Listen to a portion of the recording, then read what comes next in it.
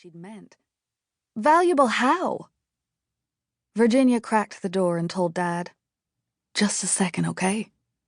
"Seriously, Virginia." His voice deepened. "I will not miss this one. May has taken down the monument." But Virginia had already come back to sit next to me on my bed. Her dainty hand gently swept my cheek, the metal from rings on all 5 of her fingers cool against my skin. "You're a scribe of the movement, an illuminator, our Harriet Jacobs.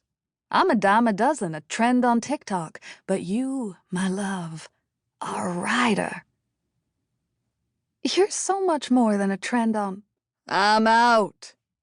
Dad's voice vibrated from frustration. "Meet me at the Lynn statue." Virginia rolled her eyes and smiled. He always threatens to leave me and never does. She grabbed hold of my cheeks and pressed her forehead to mine.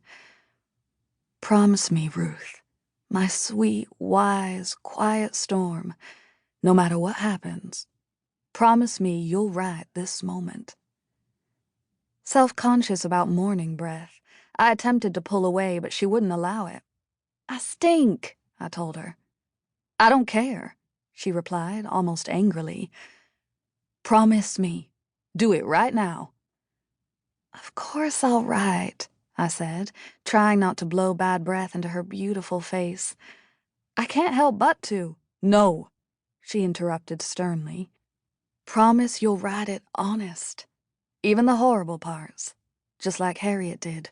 Promise me." "I promise." And she let me go.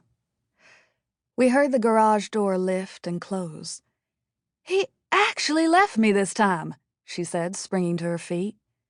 "Guess I'll have to walk. Bye, love." "Wait," I said. "Who's Harriet?" She winked in response. That's the last time I ever saw my stunning live wire of a big sister. Chapter 1. "Ready for this?" Dad asked across our thick wooden dining table. "You don't have to go to school." I couldn't think of anything to say in response. Instead, I stared at the extra-large stock pot of cheese and veggie eggs.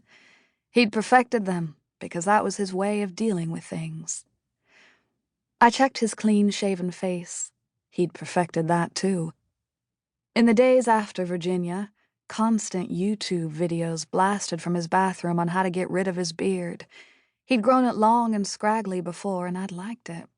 Coupled with his red-rimmed glasses and neat sweater vest, he looked like the African-American history professor that he was. Ever since that horrible day, he'd gotten rid of the scraggle and hung the sweater in the back of the closet, exchanging it for pressed suits. Now, he looked like a banker. "You don't have to speak if you don't want to," he said before getting back up to stir the eggs. "They're getting clumpy just sitting here." For the 6th time since we'd sat down, he began whipping the non-existent lumps away. "More OJ?" He bounced up. I shook my head and kept quiet. I'd begun counting my daily words again. It wasn't quite 7 in the morning, and I'd said none so far. I don't know why I was doing it. Maybe I was saving them for a larger moment to release all at once. Dad sat back down for exactly 4 seconds, hummed a tune, and jumped back up. Polar opposite of me, he hated stillness and silence with a passion. "Do you hear the baby crying?" he asked, chugging extra hot coffee without flinching. "I think I do." He took off, leaving me alone with the eggs and the OJ that I didn't ask for. Virginia had been his favorite, but I couldn't blame him. Virginia was everyone's favorite. She knew what to say, always. She didn't overthink it. Empathy flowed directly from her heart and through her lips without taking any stops on the way. Virginia and Dad especially, their souls matched. Orange and blue, yellow and purple, red and green. Complementary. He and I, on the other hand, well, we were different. He sprang back into the room holding Melody, my 1-year-old sister. She was more like me than anyone in the world. Another